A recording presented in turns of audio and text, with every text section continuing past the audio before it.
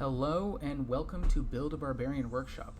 After a long hiatus, I am returning to this YouTube channel at long last. I kind of played so much of Baldur's Gate 3 when it first came out that I kind of burned myself out on it and vanished off the face of the earth, so sorry about that. But after the release of Patch 8, all the new content, new subclasses, I've gotten back into the game in a big way and been playing just a ton the last few months, and I thought it'd be fun to release a few new videos showcasing some of what I've been up to. The thing I've been playing this time is solo honor mode challenge runs, mostly with the new subclasses, and yeah, some of them have been very interesting, so I've started recording them, and I'm planning to show some highlights from some of my runs. So my current run is a Bladesinger Wizard, but it's a very unusual take on the Bladesinger. This is a strength Bladesinger where I'm stacking athletics, and I'm planning to try to get as much value as possible out of the throw and improvised melee weapon actions. So improvised melee weapon, you've probably seen people use it out of combat to move people around in a sort of cheesy way. I'm planning to use it in combat to move people around kind of like a grappler in tabletop. This is the closest thing to the grapple action that Baldur's Gate 3 has. And then also shove, obviously, is good if you have high athletics. And the occasion for this character is the reworked Gloves of Battle Mage's Power. You probably know that they trigger on all sorts of things that do not fit this description. This is a very misleading description. But you may not know that some of the things that trigger them include throw and improvised melee weapons. Specifically, if you throw something that can receive damage from the throw. So that includes any destructible item like a potion, or if you throw an enemy at another enemy, that'll also give you +2 acuity. So I'm kind of taking advantage of that synergy with this character, throwing people into other people, throwing things at people, and using the resulting acuity to get some nice payoffs in the form of unresistible control spells. There are also some control spells that work very nicely with the gloves. My favorite is Everett's Black Tentacles. The damage from this also triggers the gloves, which so this plus Gloves of Battle Mage's Power is just a devastating combo. You'll see in some of the Act 2 videos. It just destroys things. But there's some other ones. I don't want to spoil all of them because some of the interactions are kind of weird and interesting, but another big one is Scroll Phantasmal Killer. But yeah, a lot of interesting ways to trigger these and can make your spells very reliable. So yeah, that's kind of what this character is doing. The other thing I'm doing with this character is this is a wizard with Tavern Brawler, so you probably haven't seen that before.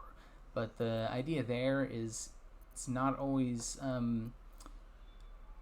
very viable to throw people at other people. I mean, throw is an incredibly powerful action. If you can throw someone off a cliff, you can often kill them in one shot, knock them prone without a save, that sort of thing. But it's not always an option, or there's not always a good person you can throw. So I've got Tavern Brawler, so I have a sort of reliable way to deal damage when I'm not throwing people. I can throw things like the Lightning Jabber. I am playing Bladesinger, but you may notice that my blade song is actually right now triply impeded because I have a shield, a weapon, and heavy armor, which I can do because I have a level of Cleric. And the reason I'm playing Bladesinger is, well, two reasons. One, I want to play Wizard because there's a lot of Wizard exclusive spells that I want to be playing around with that have some fun interactions with, especially improvised melee weapon. So Everett's Black Tentacles, I already mentioned. Another one I'll be playing around with is Arcane Lock. I don't want to spoil what's good about that, but you'll see. And then also some late game spells like Cloud Kill and even Arcane Gate. I've got some tricks planned for Arcane Gate that you may find entertaining. So that's why I'm playing a Wizard. The reason I'm playing a Bladesinger is just because they have extra attack. So extra attack is very good if you are playing a throw build, because then you get to throw 2 people, and that includes when you're throwing a character, so it just doubles the effectiveness of the throw strategy. So that's why I'm playing a Bladesinger, not because I want a blade song, just because I want extra attack. In Act 1, I was using the blade song quite a lot. I was using daggers and robes, so that it was eligible. But in Act 2, I've elected to just stick with armor. The Dwarven Splint Mail gives me extra constitution, so I'm less squishy, and then the Adamantine Shield protects me from critical hits. In Act 3, I will be going back to a Blade Song strategy, so it will feel like more of a Blade Singer. In Act 3, I'll be doing Blade Song things, but it just was hard to justify in Act 2, so I've temporarily respec'd a level of Cleric. I'll be switching that to a level of Barbarian in Act 3. You'll see why when we get there, but I am going to be going 11 levels of Wizard for some very fun late game spells. So I'm currently in Act 2. Cleared out the morgue. You can see my latest victims over here. I'm going to be uploading some of the highlights from Act 1 here pretty soon. Some of the fights were pretty comical and ridiculous. I mean, this is one of the most fun characters I've ever played just because Throw is possibly the funniest action in the game, and it's incredibly funny and also incredibly strong. So, a lot of interesting fights in Act 1. A couple close calls, a couple fights that didn't go as planned, but hopefully you'll find them as entertaining as I did. I'll be uploading those soon. Some Act 2 fights shortly afterwards, and then Act 3 once I get there. And then I'll end with a kind of retrospective and full build guide.